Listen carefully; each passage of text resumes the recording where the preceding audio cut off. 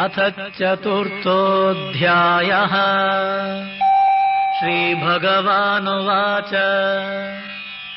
इमं विवस्वते योगम् प्रोक्तवानहमव्ययम् विवस्वान्मनवे प्राह मनुरिक्ष्वाकवे ब्रवीत्।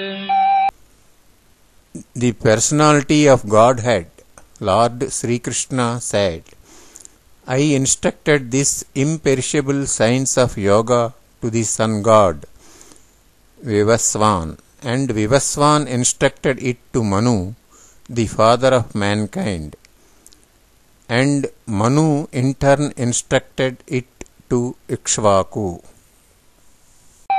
एवं परम्परा प्राप्तम् इमं राजर्षयो विदुः सकाले नेह महता योगो नष्टः परं तप। This supreme science was thus received through the chain of disciplic succession, and the saintly kings understood it in that way. But in course of time, the succession was broken, and therefore the science as it is appears to be lost. स एवायं मया तेद्य योगः प्रोक्तः पुरातनः भक्तोऽसि मे सखा चेति रहस्यं ह्येतदुत्तमम्। That very ancient science of relationship with the Supreme is today told by me to you, because you are my devotee as well as my friend, and can therefore understand the transcendental mystery of this science. Arjuna उवाच अपरं भवतो जन्म परं जन्म विवस्वतः कथमेतद्विजानीयाम् त्वमादौ प्रोक्तवानिति। Arjuna said, the sun god Vivaswan is senior by birth to you. How am I to understand that in the beginning you instructed this science to him? Shri Bhagavanuvāca bahūni me vyatitani janmāni tava chārjuna tānyaham veda sarvāni natvam vedha param tapa. The personality of Godhead said, many, many births both you and I have passed. I can remember all of them, but you cannot, O subduer of the enemy. Ajopi sannavvyayatma bhutanam ishvaropi sann प्रकृतिं स्वामधिष्ठाय संभवाम्यात्ममायया. Although I am unborn and my transcendental body never deteriorates, and although I am the Lord of all living entities, I still appear in every millennium in my original transcendental form. यदा यदा हि धर्मस्य ग्लानिर्भवति भारत अभ्युत्थानमधर्मस्य तदात्मानं सृजाम्यहम्. O descendant of Bharata, whenever and wherever there is a decline in religious practice and a predominant rise of irreligion, at that time I dissent myself. परित्राणाय साधूनां विनाशाय च दुष्कृताम् धर्म संस्थापनार्थाय संभवामि युगे युगे. To deliver the pious and to annihilate the miscreants, as well as to re-establish the principles of religion, I myself appear millennium after millennium. जन्म कर्म च मे दिव्यम् एवं यो वेत्ति तत्त्वतः त्यक्त्वा देहं पुनर्जन्म नैति मामेति सोऽर्जुन. O Arjuna, one who knows the transcendental nature of my appearance and activities, after leaving the body, he does not take his birth again in this material world, but attains my eternal abode. वीतरागभयक्रोधाः मन्मया मामुपाश्रिताः बहवो ज्ञानतपसा पूता मद्भावमागताः. Being freed from attachment, fear, anger, being fully absorbed in me and taking refuge in me, many persons in the past became purified by knowledge of me, and thus they all attained transcendental love for me.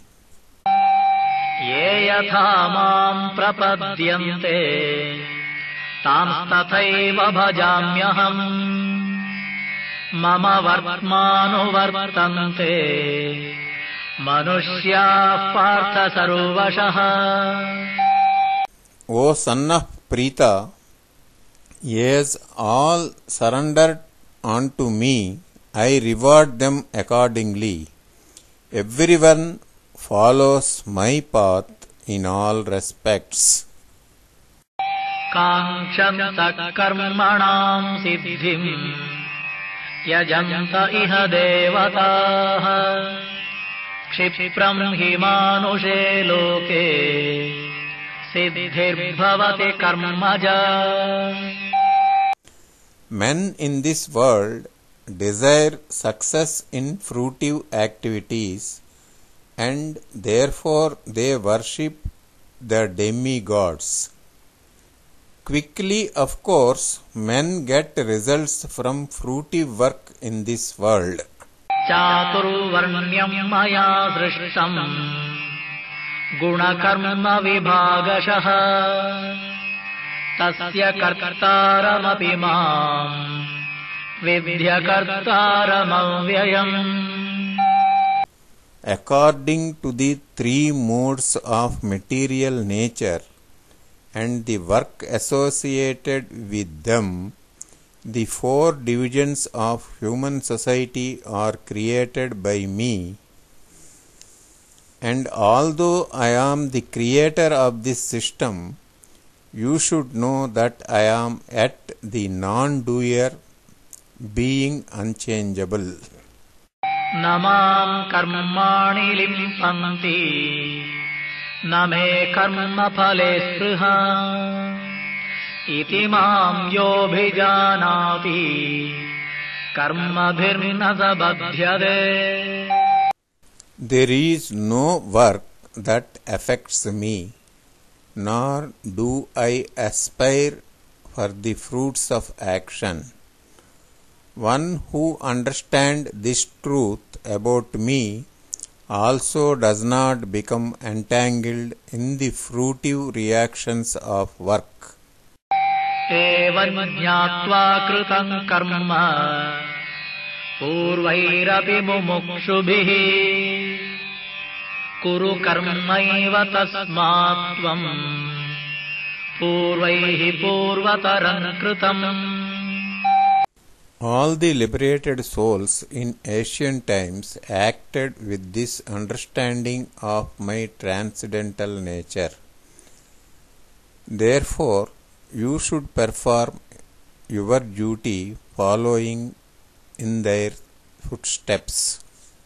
किं कर्म किमकर्मेति कवयोऽप्यत्र मोहिताः तत्ते कर्म प्रवक्ष्यामि यज्ञात्वा मोक्ष्यसे शुभात्.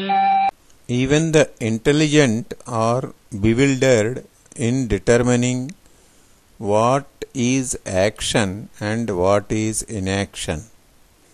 Now I shall explain to you what action is, knowing which you shall be liberated from all misfortune. कर्मणो ह्यपि बोद्धव्यं च विकर्मणः अकर्मणश्च बोद्धव्यम् गहना कर्मणो गतिः. The intricacies of action are very hard to understand. Therefore, one should know properly what action is, what forbidden action is, and what inaction is. कर्मण्यकर्म यः पश्येत् अकर्मणि च कर्म यः स बुद्धिमान् मनुष्येषु स युक्तः कृष्णकर्मकृत्. One who sees inaction in action and action in inaction is intelligent among men, and he is in transcendental position, although engaged in all sorts of activities. यस्य सर्वे समारम्भाः कामसङ्कल्पवर्जिताः ज्ञानाग्निदग्धकर्माणम् तमाहुः पण्डितम् बुधाः. He is understood to be in full knowledge, whose every endeavor is devoid of desire for sense gratification. He is said by sages to be a worker for whom the reactions of work have been burned up by the fire of perfect knowledge. त्यक्त्वा कर्मफलासङ्गम् नित्यतृप्तो निराश्रयः कर्मण्यभिप्रवृत्तोऽपि नैव किञ्चित् करोति सः. Abandoning all attachment to results of his activities, ever satisfied and independent, he performs no fruitive action, although engaged in all kinds of understandings. निराशीर्यत चित्तात्मा त्यक्त सर्वपरिग्रहः शारीरं केवलं कर्म कुर्वन्नाप्नोति किल्बिषम्. Such a man of understanding acts with mind and intelligence, perfectly controlled, gives up all sense of proprietorship over his possessions, and acts only for the bare necessities of life. Thus working, he is not affected by sinful reactions.